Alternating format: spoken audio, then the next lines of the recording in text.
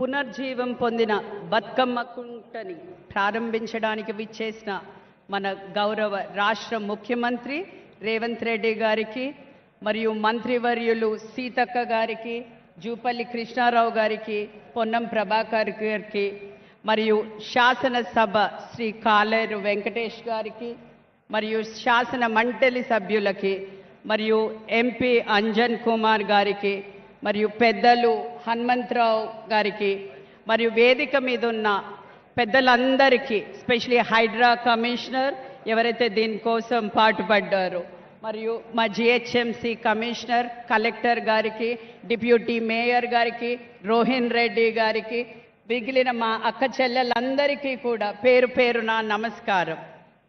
ఈరోజు అంబర్పేట్ ప్రజలతో కలిసి బతుకమ్మ కుంటలో సంతోషకర క్షణాలను పంచుకోవడం నాకెంతో ఆనందంగా ఉంది. తెలంగాణ సంస్కృతి సాంప్రదాయాలకు ప్రతీక బతుకమ్మ పండుగ.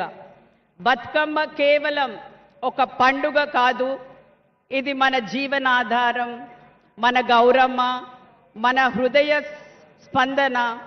ప్రతి పుష్పం, ప్రతి గీతం, ప్రతి ఆట మన చరిత్ర, మన సాంప్రదాయాలు మరియు మన జీవన విధానాన్ని ప్రతిబింబిస్తాయి.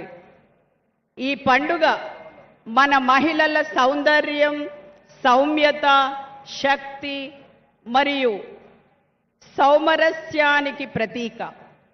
బతుకమ్మ కుంట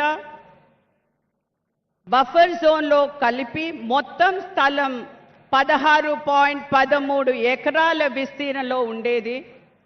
ప్రస్తుతం 5.15 ఎకరాలలో బతుకమ్మ కుంట పునరుద్ధరణ చేశాము. ప్రస్తుతం ఇక్కడ నివాసం ఉంటున్న వారికి ఎలాంటి ముప్పు లేకుండా చెరువు పునరుద్ధరణ చేయడం జరిగింది.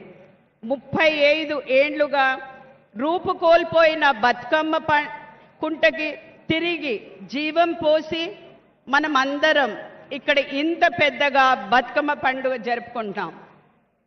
దీనికి కర్త క్రియ గౌరవ ముఖ్యమంత్రి రేవంత్ రెడ్డి గారు అని నేను గర్వంగా చెప్పుకుంటున్నాను. భవిష్యత్ తరాల శ్రేయస్సును దూరదృష్టితో ఉంచుకొని నగరంలో నీటి సంరక్షణ కోసం రేవంత్ రెడ్డి గారు హైడ్రాకు జీవం పోస్తే, హైడ్రా మన బతుకు కుంటని కబ్జాదారుల నుంచి విడిపించి పునర్జీవం పోసింది.